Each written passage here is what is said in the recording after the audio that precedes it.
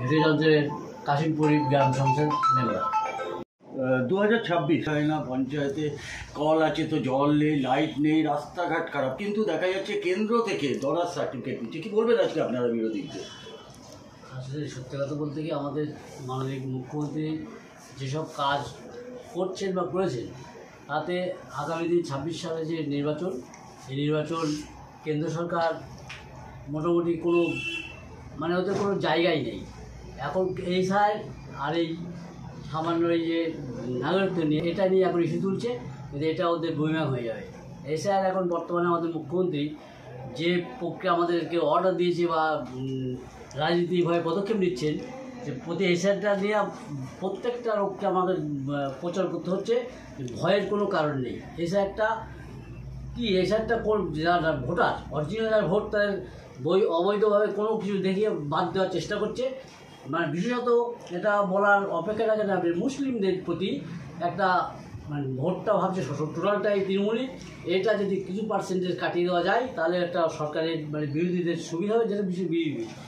আর নাগরিকতা কী বলবে, যে নাগরিকতা নিয়ে যেটা হচ্ছে সেটা তো আমাদের প্রত্যেকই নাগরিক। আমরা এতে ভোটার কার্ড, আধার কার্ড, এটা প্রত্যেকেরই যে আর সেই নাগরিক, কিন্তু এরা অন্য কায়দায় এটা মানুষকে বিভ্রান্ত করার চেষ্টা করছে।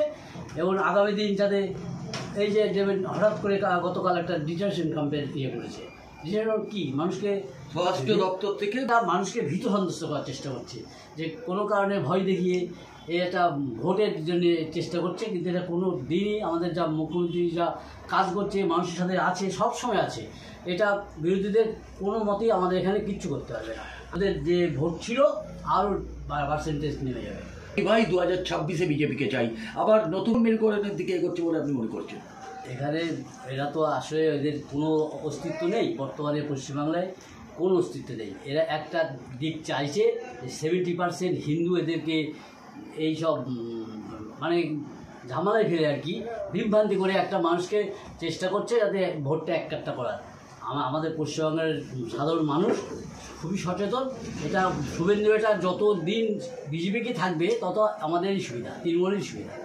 আর ওনার কথাবার্তা, ওনার চাল চলন, ভাবভঙ্গি সব মানুষের বিরুদ্ধে আর কি, বাংলার মধ্যে কথা। বাঙালিদের ওপরে যেভাবে অত্যাচার হচ্ছে, দেখা গেছে রাজনীতি তাহলে মনে করছেন? সত্যি কথা বলতে কি, রাজনীতিতে আগেই বললাম আমি যে এখানে পুরোটাই চাচ্ছে হিন্দুদের সাথে একটা যাতে ভোটটা এক জায়গায় করা যায়, কিন্তু এটা কোনোদিনই ওদের সফল হবে না। আর আমাদের যে সাধারণ পাবলিক, সাধারণ লোক, যারা শিক্ষিত সমাজ, এটা পুনরায় মেনে নিচ্ছে যে হিন্দু আমাদের যে আজকে পরিচয় শ্রমিক, যে বাঙালিদের যেভাবে চারিদিকে যে বিভ্রান্ত হচ্ছে, মানুষের ধরে ধরে বাঙালি বলে তাদেরকে বিভিন্নভাবে আক্রান্ত করছে, ধরে মারধর করছে, বা যে কোনো মধ্যে সেগুলো প্রশাসন ধরে নিয়ে চলে যাচ্ছে, এটা আমাদের বাংলায় মানুষ কোনো মতে মেনে নেবে না। এটা নিয়ে আন্দোলন হচ্ছে, দেখছেন মিছিল সমস্তটা পরিযায়ী শ্রমিক বাঙালিদের, ওরা টোটালটাই বাঙালি বিদ্বেষ। এটাই মানুষ প্রমাণিত। আগামী দিন আরও প্রমাণ হবে, যে ভোটের মাধ্যমে দেখবেন আগামী দিন আরও আমাদের সফলতা আসবে। আমার পাড়া আমার সমাধান খারাপ পাচ্ছেন মানুষ, কি অভিযোগ নিয়ে আপনাদের কাছে আসছে, আর কতটা বাস্তবায়িত করতে পারবে 2026-এর আগে? আজকের কথা বলি, আজকে আমাদের পাড়ায় আমাদের সমাধান ছিল। আজকে 4 তারিখ আমাদের যে কাশিমপুর, হরিশপুর, আজকে আমাদের এই সমাধান ছিল।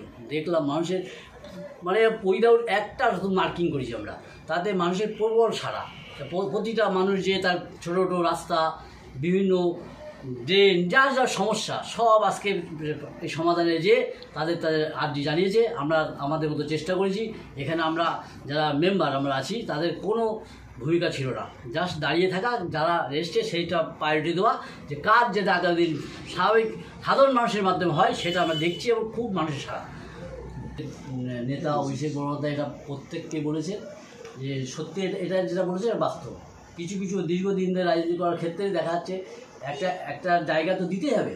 সেই ক্ষেত্রে দেখা যাচ্ছে কিছুটা সত্যি এটা বড় অপেক্ষা রাখে না, যে কিছু নেতৃত্ব তাদের কার্যে হোক বা হোক পিছন সারিতে গেছে, তাদেরকে আবার প্রথম সারিতে আনার জন্য বা দলের সাথে কাজ করার জন্য আমাদের যে দল তো বড় হয়ে গেছে। আর বর্তমানে এই দলকে একত্রিত করার জন্য এদের সবাইকে ডেকে একটা চেষ্টা করা হচ্ছে এক জায়গায় একসাথে আনার জন্য।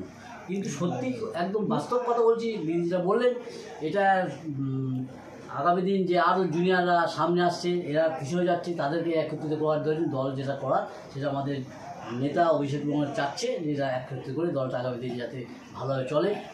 সব জায়গায় তো দল বড় হলে যা হয় তাই হচ্ছে। আচ্ছা, আমাদের এখানে লক্ষ্মী ভাণ্ডার বা বিধবা ভাতাটা ম্যাক্সিমামই পেয়েছে, যেখানে যাদের বইয়ের ত্রুটি আছে হয়তো তারা পায়নি, কিন্তু সত্যি কথা একদম বাস্তব আমাদের বার্ধক্য ভাতাটাকে নিয়ে কিছুটা বিভ্রান্তিতে আছে আমরা, এটা একটা সত্যি কথা। কারণ আমাদের মেজরিটি যেই বার্ধক্য ভাতা দিচ্ছি সেটা দেখা যাচ্ছে এন্ট্রিটা হয়েছে কিন্তু তারা পাচ্ছে না, এর জন্য আমাদের কথা শুনতে হচ্ছে। আজকেও এটা আমাদের দিদি অলরেডি ঘোষণা করে দিয়েছে আগামী ডিসেম্বর টাকা ছেড়ে দেবে, মানে যাদের ভুল ত্রুটি নেই এন্ট্রি আছে। আমাদের এখানে সত্যি কথা রাস্তাঘাট এখন সত্যি একটু খারাপ আছে, এটা স্বাভাবিক বর্ষাকালের জন্য রাস্তাটা যদি মোটামুটি এখন কী হয়, আর স্বাভাবিক আমাদের টোটালি মানুষের জন্য সরকার সবই দিয়েছে, মানুষের তো পাওয়ার শেষ নেই, তার মধ্যে কিছুটা ত্রুটি বিচ্ছু থাকতে পারে। এখন রাস্তাটা মোটামুটি ভালো হলে আমাদের একে মোটামুটি আর কোনো সমস্যা নেই। Thank you.